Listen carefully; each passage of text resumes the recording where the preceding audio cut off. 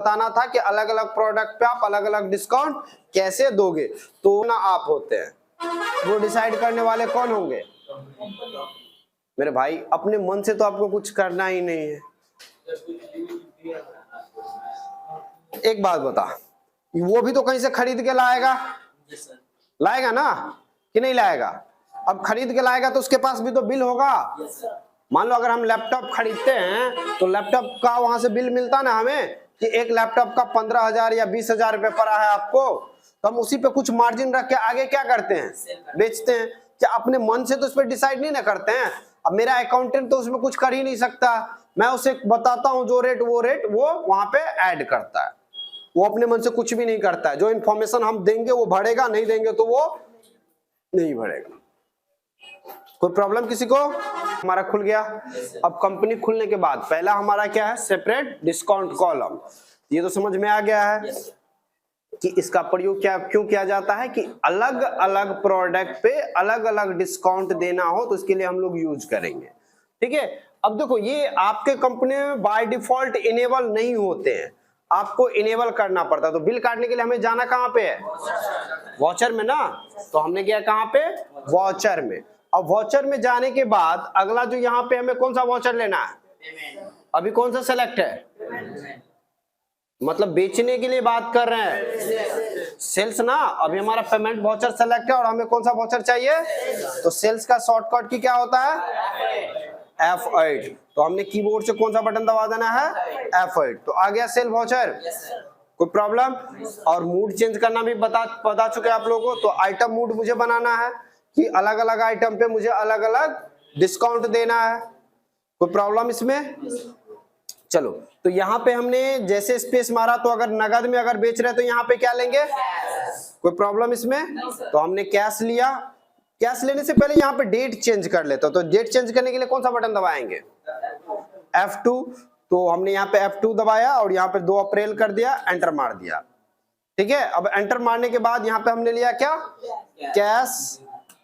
अब ये सब इंफॉर्मेशन तो पता है आप सभी को। चलो, यहाँ पे हम डालना चाहे तो बाहर का नाम यहाँ पे डाल सकते। हमने यहाँ पे डाल दिया राजू कुमार। एड्रेस जहां से भी वो बिलोंग करेगा वो डाल देना है। अब कौन से स्टेट से बिलोंग करता है वो डाल देना है आपको। यहाँ पे अगर जीएसटी है तो रेगुलर डाल देना है आपको। अब यहाँ पे क्या लेंगे? लोकल स्टेट, क्योंकि ये बिहार का रहने वाला और कंपनी भी कहाँ का है? बिहार का। तो हमने यहाँ पे क्या लिया? Local state. अब जैसे स्पेस बटन दबाया हमने तो जितना भी आइटम हमारे पास है वो लिस्ट आ गया। तो दिख रहा है आप सभी को। तो हमने मान लो पहले i3 लैपटॉप लिया। यहाँ पे i3 लैपटॉप हमने लिया कितना? 10 पीस। अब यहाँ पे हमें डिस्काउंट का अलग से यहाँ पे कोई कॉलम दिख रहा है क्या? तो इसके लिए आपको क्या करना है? कीबोर्ड में F11 बटन दबाना। सेपरेट डिस्काउंट कॉलम इनवॉइस का डिस्काउंट जो मतलब इनेबल करने के लिए वो कौन सा बटन दबाना है कीबोर्ड में? F11। तो हमने कीबोर्ड में दबाया F11 की। अब यहाँ पे कुछ इस तरीका का ऑप्शन आ रहा है, तो इसमें कहीं पे दिख रहा है क्या? डिस्काउंट इनवॉइस नहीं दिख रहा है। तो यहाँ पे एक ऑप्शन मिल रहा है क्या? शो मोर फीचर। मतलब और फीचर दिखने के लिए आपको इसको क्या करना होगा? यस करना होगा। तो हमने यस कर दिया। अब इसमें ढूंढो आप, देखो कहीं पे यहाँ पे क्या लिखा है? Use discount column in invoice. दिख रहा है? Use discount column in invoice. अभी ये क्या है? नो है। हमें इसको क्या कर देना है? एंटर मार के आ करके यहाँ पे यस करना है। तो यही ऑप्शन है ना। इसको एंटर मारेंगे और उसको क्या कर लेंगे? कंट्रोल ए के साथ एक्सेप्ट। कंट्रोल के साथ क्या दबाना है? ए। अब देखो आइटम वगैरह तो सेलेक्ट है ही। अब इसी के बगल में आपको एक अलग से कॉलम मिल गया। दिख रहा है सभी को? दिख रहा है ना यहाँ पे? कोई प्रॉब्लम इसमें? अब यहाँ पे आप देखो, अब टोटल अमाउंट इनका कितना है? 1,75,000। इसमें मान लो हम 10% डिस्काउंट दे देना चाहते हैं, तो जैसे माइनस भी नहीं डालेंगे, सिर्फ 10 लिखा हमने और एंटर मार दिया। 10% डिस्काउंट हो गया इसके ऊपर। 1,00,000 कितना था? 1,75,000। अब कितना हो गया? 57,500। समझ में आया? अब दूसरा प्रोडक्ट हम लेते हैं। मान लो यहाँ पे दूसरा प्रोडक्ट है हमारे पास, यहाँ पे दिख रहा है आप सभी को, लॉक्स है 200 ग्राम। अब ये भी 10 पीस ले लेते हैं। रेट तो आ गया ऑटोमेटिक।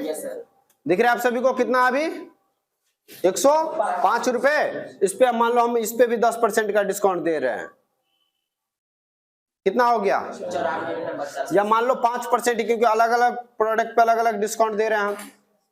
देखो माइनस हो गया उतना एट ए टाइम, माइनस भी डालने की जरूरत नहीं है। पहले जब टोटल बिल के ऊपर हम लगाते थे तो वहां पे कंपलसरी क्या था कि नीचे में आपको माइनस लगाना पड़ता था, नहीं तो आपका वैल्यू क्या हो जाता था, ऐड हो जाता था। समझ में आया सभी को कि अलग अलग प्रोडक्ट पे हम अलग अलग डिस्काउंट कैसे देंगे। क्या किसी को प्रॉब्लम है तो बताओ। समझ में आ गया ये सेपरेट डिस्काउंट कॉलम। चलो, तो इस बिल को एक्सेप्ट करना तो आप सभी को पता है। फिलहाल हमें इसमें बताना था कि अलग अलग प्रोडक्ट पे आप अलग अलग डिस्काउंट कैसे दोगे। तो